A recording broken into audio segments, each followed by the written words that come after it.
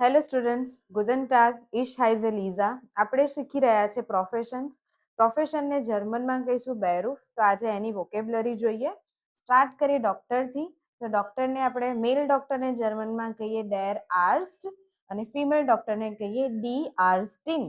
આર્સ્ટિન. Female ડૉક્ટરને પાછળ લગાવવાનું ટીન, તો આર્સ્ટિન. તેવી જ રીતે શિક્ષક ટીચરને કહીશું ડેર લહેરર. મેલ ટીચર હોય તો એને કહીએ લહેરર અને તેવી જ રીતે ફિમેલ ટીચર હોય તો તેને કહીશું ડેર લહેરેરીન. લહેરેરીન.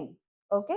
સ્ટુડન્ટ, મેલ સ્ટુડન્ટને કહીએ ડેર સ્ટુડન્ટ અને ફિમેલ સ્ટુડન્ટને કહીશું ડી સ્ટુડન્ટિન. સ્ટુડન્ટિન.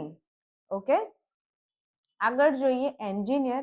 એન્જિનિયરને કહીએ એન્ગેનિયર.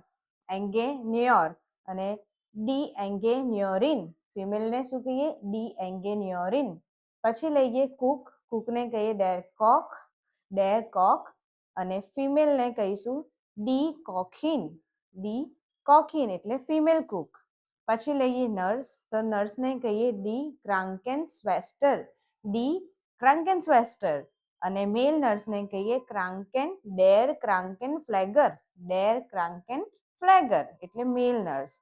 પછી લઈશું પોલીસ. પોલીસમેનને કહીએ ડેર પોલીઝાઇસ્ટ. ડેર પોલીસ્ટ. ડેર પોલીસ્ટ. પોલીસમેન.